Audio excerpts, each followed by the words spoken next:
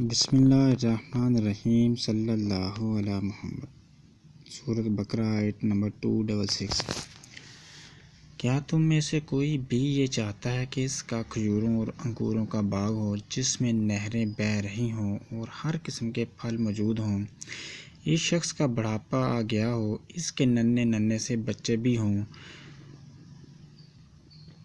اور اچانک باغ کو بگولا لگ جائے جس میں آگ بھی ہو، پس وہ باغ جل جائے۔ اس طرح اللہ تعالیٰ تمہارے لیے آیتیں بیان کرتا ہے تاکہ تم غور و فکر کرو۔ اے ایمان والو، اپنی پاکیزہ کمائی میں سے اور زمین میں سے تمہارے لیے ہماری نکالی ہوئی چیزوں میں سے خرچ کرو۔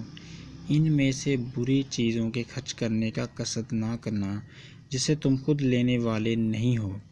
ہاں، اگر آنکھیں بند کر لو تو اور جان لو کہ اللہ تعالیٰ بے پرواہ اور خوبیوں والا ہے۔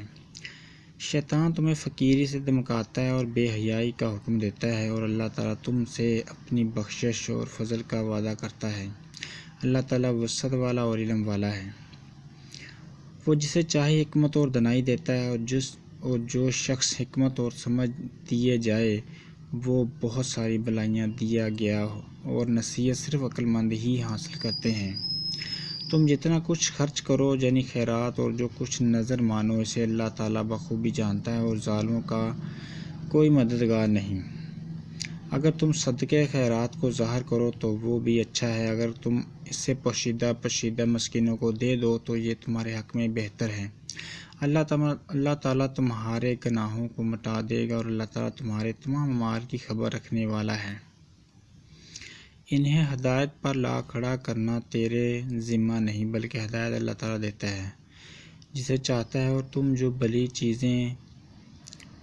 چیز اللہ کی راہ میں دو گے اس کا فائدہ خود پاؤ گے۔ تمہیں صرف اللہ کی رضامندی کی طلب کے لیے ہی خرچ کرنا چاہیے۔ تم جو کچھ مال خرچ کرو گے اس کا پورا بدلہ تمہیں دیا جائے گا اور تمہارا حق نہ مارا جائے گا۔ صدقات کے مستحق صرف وہ غربا ہیں جو اللہ کی راہ میں روک دیے گئے، جو ملک میں چل پھر نہیں سکتے۔ نادان لوگ ان کی بے سوالی کی وجہ سے انہیں مالدار خیال کرتے ہیں۔ آپ ان کے چہرہ دیکھ کر قیافہ سے انہیں پہچان لیں گے، وہ لوگوں سے چمٹ کر سوال نہیں کرتے۔ تم جو کچھ مال خرچ کرو تو اللہ تعالیٰ اس کا جاننے والا ہے۔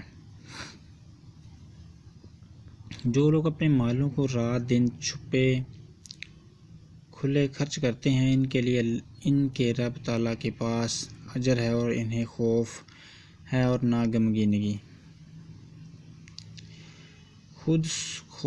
سود خور لوگ نہ کھڑے ہوں گے مگر اسی طرح جس طرح وہ کھڑا ہوتا ہے جسے شیطان چھو کر خبطی بنا دے۔ یہ اس لیے کہ یہ کہا کرتے تھے کہ تجارت بھی تو سود ہی کی طرح ہے، حالانکہ اللہ تعالیٰ نے تجارت کو حلال کیا ہے اور سود کو حرام۔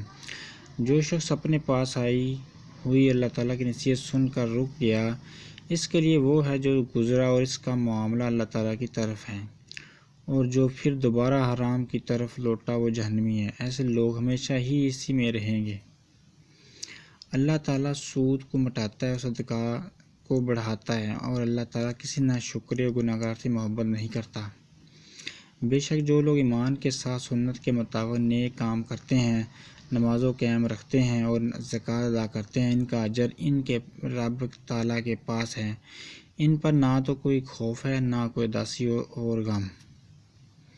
اے ایمان والو، اللہ تعالیٰ سے ڈرو اور جو سود باقی رہ گیا وہ چھوڑ دو اگر تم سچ مچ ایمان والے ہو، اور اگر ایسا نہیں کرتے تو اللہ تعالیٰ سے اور اس کے رسول سے لڑنے کے لیے تیار ہو جاؤ۔ ہاں، اگر توبہ کر لو تو تمہارا اصل مال تمہارا ہی ہے، نہ تم ظلم کرو نہ تم پر ظلم کیا جائے۔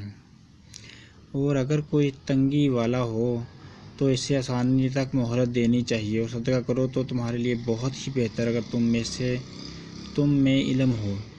اور اس دن سے ڈرو جس میں تم سب اللہ تعالیٰ کی طرف لوٹائے جاؤ گے، اور ہر شخص کو اس کے اعمال کا پورا بدلہ دیا جائے گا اور ان پر ظلم نہیں کیا جائے گا۔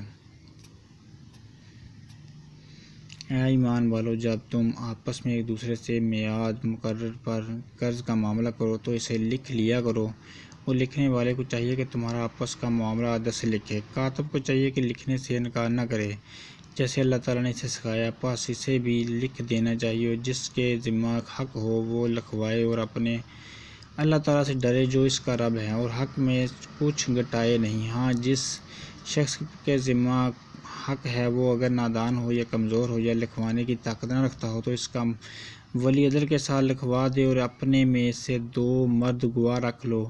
اگر 2 مرد نہ ہوں تو 1 مرد اور 2 عورتیں جنہیں تم گواہوں میں سے پسند کر لو، تاکہ ایک کی بھول چوک کو دوسرے یاد دلا دیں، اور گواہوں کو چاہیے کہ وہ جب بلائے جائیں تو اسے انکار نہ کریں۔ اور قرض کو جس کی مدت مقرر ہے، خواہ چھوٹا ہو یا بڑا، لکھنے میں کاہلی نہ کرو۔